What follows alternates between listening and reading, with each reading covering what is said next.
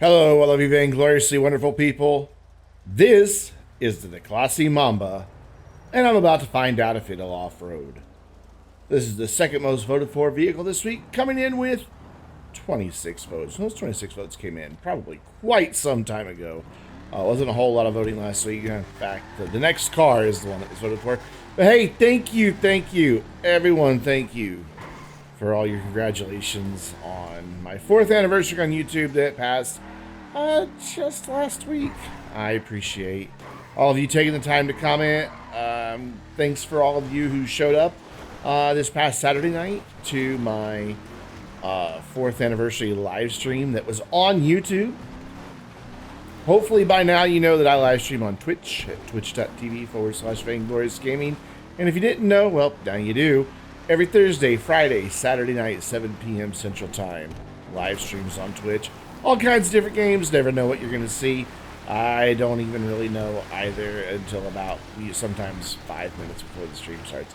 Anyway, thank you, everybody who showed up for the stream to hang out with me to celebrate 4 years and that wished me a happy 4 years in Discord, on Twitter, and everywhere else. I really do appreciate it. So the Mamba, as you can see, already struggling a bit, and it's no surprise. If you've driven the Mamba, you know that the rear wheels don't necessarily like to work for you. They like to work against you most of the time in this car. You got to really exercise throttle control, and not just in the dirt, but even when driving around in a lobby. Too much gas in the middle of the corner, back end comes around. Too much gas on launch, back end comes around. Too much gas in the dirt, and it wiggles all around, and the back end comes around. I mean, this car is just designed for the ass end to come out. I mean, that's what it does very well. Because of that, there was not many points on this run that I was more than maybe a third of the way down on the throttle. It was a challenge. But I knew that going in, because I've driven this car a lot. I mean, it's been around forever. But since I knew that this was a tail-happy car, I knew that for this one, full throttle and just going, full out, balls to the wall, pedal to the metal, all those other sayings, that was not going to serve the Mamba well at all. It definitely needed a little more finesse than that. And so I did my best to finesse it, and I got a decent time out of it. I mean, it's a sports classics car. We can't expect a ton out of that class, especially in the dirt with their off-road traction losses. I don't know what this one's is. I think the Mamba has a 1, which is pretty standard across most of cars in GTA.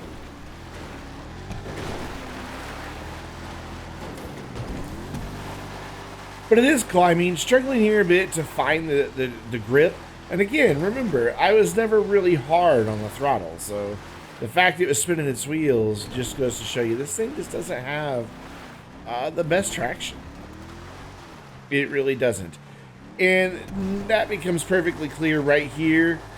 Just could not find a place on the throttle where it could get any grip whatsoever, and just didn't have the momentum really to carry it forward. Apparently we have a traffic jam up here at the top of Mount Chiliad. But I backed up as Fat Cube left and abandoned us. Got some speed and managed to get the climb done. Putting the Mamba at the top of the mountain, 3 minutes, 34 seconds. Will it off-road? Well, yeah, but as you'll see here in just a few minutes, I definitely don't recommend it. But if you're interested in where that places it, almost smack dab in the middle. I've tested 13 Sports Classics car, and this comes in at 7th place. It's 121st overall out of 195, so nothing too terribly special. I mean, it's a beautiful car, don't get me wrong. But in terms of off-roading, definitely not really all that. I mean, it's sandwiched right in between the Fudo that beat the... Let me back that sentence up. The Mamba was beat by the Fudo by less than a 1/10 of a second, and then this car finished about 3/10 of a second, if I remember right, faster than the regular Rumpo. Not the Rumpo Classic, the big off-roader. The Rumpo. Just the plain old slow Rumpo van. So that kind of gives you an idea where this thing sits in its off-roading capabilities. But you're going to see here in just a minute. Well, here's the first example of it. That back end is a liability. Not only because it has traction issues, but because it also likes to bounce up and around. Commander Hobo is providing great support, though. He was giving me directions. He's like, hey, pendejo, go to the right. And I'm assuming, I don't know Spanish. Man, I took Spanish in high school, but I didn't learn anything.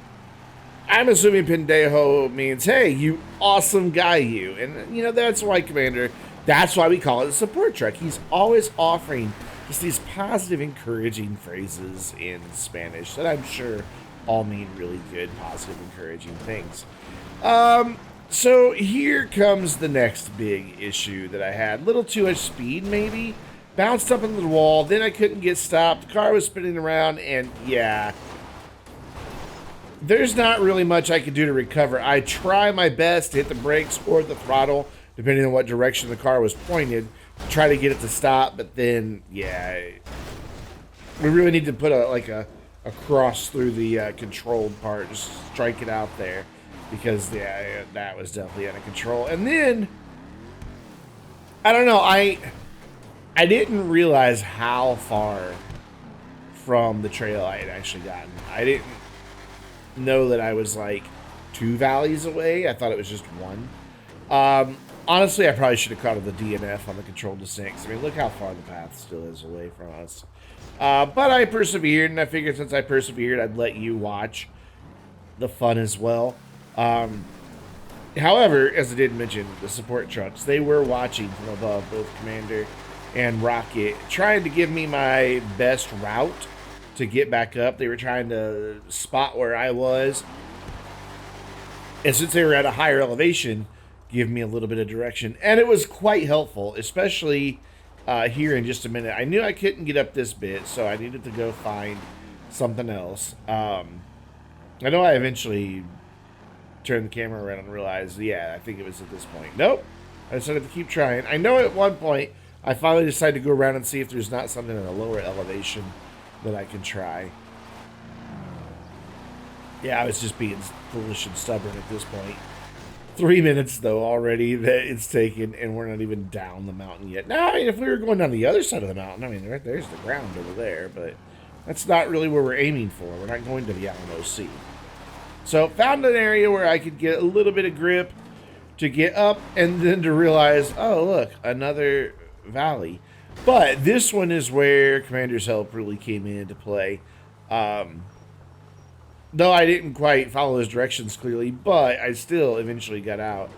He was advising me there was a big cliff. I thought he meant a little, like, further up the hill, not at the end of this path. Well, at the end of this path, there's a really big cliff that's coming up here, like, right over to the right there, if I would have kept going, which you will see it in a minute, because I misunderstood what he was saying. There's definitely just a big sheer cliff, and there was nothing that I could have done going that direction. Trying to get turned back around, and this is where I realized exactly which sheer cliff he was speaking of. You know, this little trail goes up and in here, but yeah, there's no getting up that. Not in this car, anyway. Maybe something else could have done it, but nope, not this one. I decided to try to let gravity work with me here and go down to get over this next bit of ridges. Because at least now I'm closer. There we go. And that got me the speed I was wanting. But at least now I'm closer to the trail.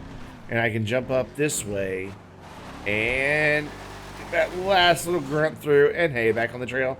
Just in time to take down a hiker. Sounds like I got him too. Only thing is now Commander and Rocket are way up the mountain after having guided me up. So they're now trying to hurry to catch back up to where I was, or to where I am. Granted, I'm being rather conservative on the throttle at this point. I just don't want to get into any more trouble. So I'm just kind of taking it easy. I was tired of this car by this time. I didn't want to deal with it anymore. I did not want to have it go flying off somewhere and have to try to fish it back out again. So I just slowed down. But even though I slowed down, still struggling. Who knew? However, it is a good thing I did slow down because it did allow Commander and Rocket to catch up.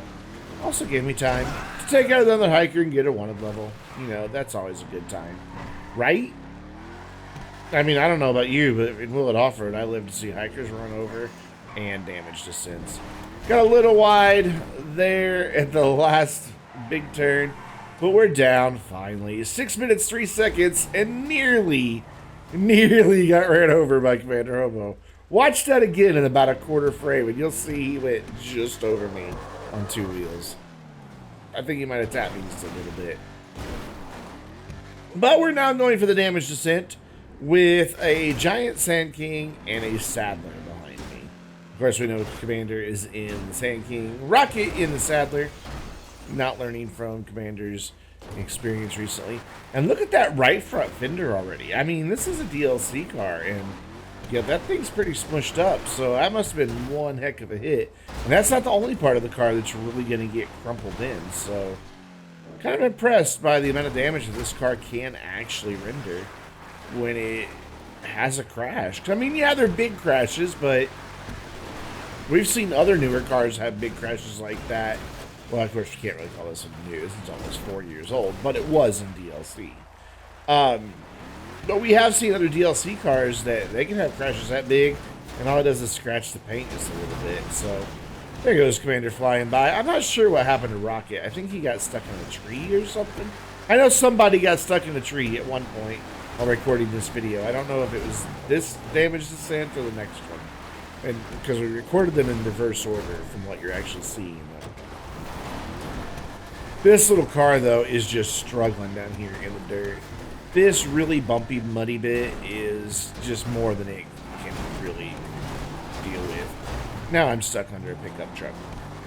But yeah, it just doesn't have the grip, and not only that, but it's so small and lightweight.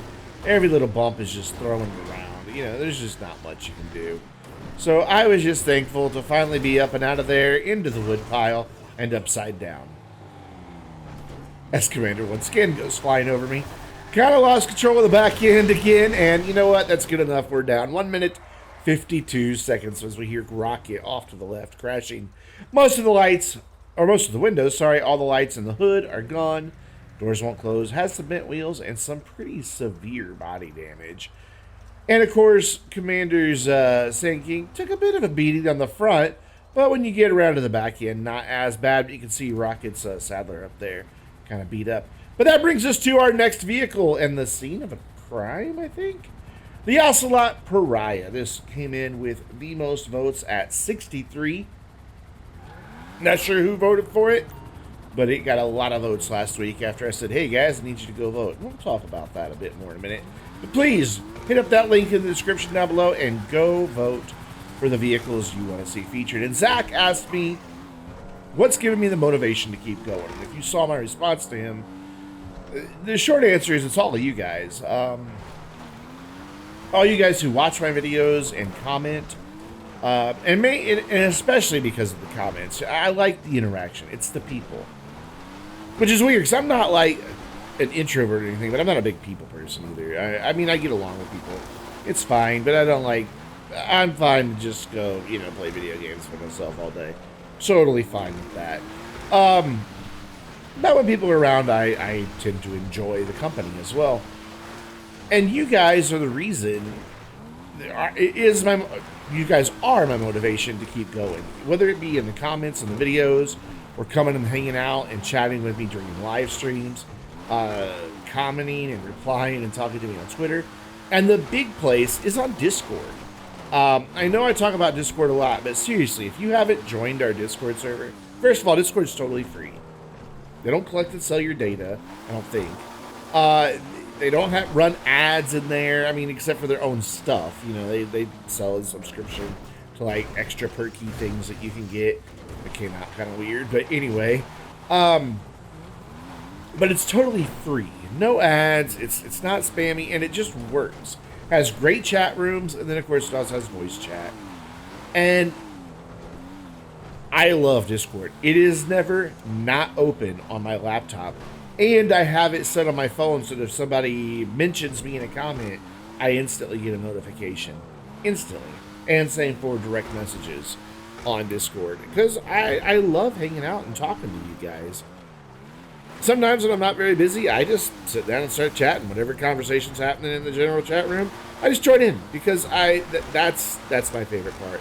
And that has been my motivation to keep going. However, with some of my video series, it can be a little bit challenging. You know, in this video series, I like to include all of you by having the voting. And then when, you know, we don't get a lot of votes, or only one person votes for one car a bunch of times, it can be a tad bit discouraging. And when the video views go down, you know, it can be a bit discouraging. But that's when the people always come back into play and make it all worthwhile. I know I haven't really talked about the Pariah a lot. We all know it's the fastest sports car in racing in the game by a long shot, on a track, straight line, whatever. However, as you can see, that doesn't mean dick in the dirt. Dick in the dirt. This thing's struggling, and it's not getting a very, I mean, it's getting an okay time at 2 minutes and 54 seconds. You know, and we have to ask ourselves, will it off-road? Yeah, but again, I can't really say I recommend it, because who takes a sports car off-roading? It does make it 7th out of 10th, or 7th out of, I think it's 20 sports cars. I put the wrong number on my card. Yeah, it's 20 or 30 sports cars I've tested so far. Interestingly enough, both cars today placed 7th in their respective categories. This car is a 10th of a second ahead of the Kuruma. So, not the fastest, but it did still beat out a decent all-wheel drive sports car, because the Kuruma did okay, and it has a pretty low off-road traction loss. So, the speed and the power were able to make up for it being just rear-wheel drive. But still, I wouldn't really recommend taking this car off-roading. It is 35th overall, just behind, and this blew my mind when I saw it. It is literally like right almost neck and neck with the Stratum, an all-wheel drive wagon in the sedans category. Well, yeah, the Stratum beat this thing uphill, but that just goes to show, one, the Stratum is a beast off-road, but two, all-wheel drive really does help a whole lot. You know, it's sandwiched right in there between two all-wheel drive vehicles. It helps avoid things like we just saw. It helps to pull the car up when the back end is getting wiggly, the front end is still pulling. It just helps to be an all-wheel drive vehicle. But I do, going back to what I was talking about a minute ago, I do just want to say thank you to everybody who's been with me whether you've been with me the whole 4 years, like Rocket. Like, I've known Rocket longer than I've been on YouTube, only by a few weeks, and he's one of the people that we all blame for me being on YouTube, because he wanted to see GTA in high definition from PC when it came out. Oh, by the way, the car is, I'm not off the gas. I was full throttle here. The car just would not respond until there. It was really weird. But, you know, whether you've been here the whole 4 years or you've just been here a few weeks, you know, if you found me because you've known me forever, or if you found me through one of my hidden vehicles videos that do really well, whatever the case, I'm glad you're here. I'm glad you stuck around. And I'm really looking forward to what this 5th year on YouTube is going to bring. But keep an eye out for a channel update, because I am working very hard to make year 5 very successful. Because if it's not, I really need to reevaluate what I'm doing with my free time. You know, it's just kind of a hint at things to come in the channel update. But the Pariah down 2 minutes 33 seconds, and Commander with yet another epic finish. So we are back at the top of Mount Chiliad with the Pariah, with a camera copter, with at least one baller behind me. I don't know where Rocket is. Oh, that's right. He had trouble getting up the mountain the first time, so he went back down and I think he just decided to wait. But Commander didn't. He's along for the ride. I really, really do need to get Will It Off-Road Bingo going, because I think it could make it really fun and interactive. So leave a comment down below if you'd like to see Will It Off-Road Bingo. The way it would work is there's like a free bingo card generator. You can open it up on your phone, your tablet, your laptop, desktop, pretty much anything that's connected to the internet. And it'll have the squares for bingo. You know, have you ever played bingo and who has it? It has the different squares. They're randomly generated, and as different things happen in Willet Off-Road, you select what you want. Have you ever watched Bruffy's G-Fred videos? If you look and link them below his videos, he has G-Fred bingo. It'd be a similar idea, and that's totally where I got the idea from. I'm getting a lot of ideas from Bruffy, and I totally credit him for them. He's done a lot of great work for GTA, and he has an incredible community of people that surround him as well. I really, if there was any YouTuber I was jealous of, I would love to have. I love all you guys that I have. I'm not taking you for granted anyway, but I would love to just have that number of people that he has to support him and help him get things done. I think that would be amazing. And that's kind of really my goal, is to build that community. Not so much my channel or my name, but that community. I think it'd be awesome. But anyways, I want to get something similar with a bingo going. So if you want it, leave a comment down below, and we'll figure it out. And then join Discord and help me design the bingo cards. We're down with the Pariah, 1 minute, 58 seconds. Let's take a look at the damage here. Oh, hi, Rocket. Oh, Rocket nearly got right over. The front and rear windows are gone. Most of the lights are gone. The hood's gone. Left door won't close, and that right door, it's gone. And it has slightly bent wheels. And we'll take a look at the damage. You see Rocket's baller back there, but there's Commanders. And, of course, Ray or Fat Cubed, was in the helicopter. But that is going to do it for this episode of Willet Off-Road. Don't forget to go vote for the vehicles that you want to see featured in upcoming Willet Off-Road videos by clicking on the link in the description down below. And please, seriously, come hang out with us on Discord. We're friendly people. Till next time, I'm Brandon, reminding you to stay vainglorious.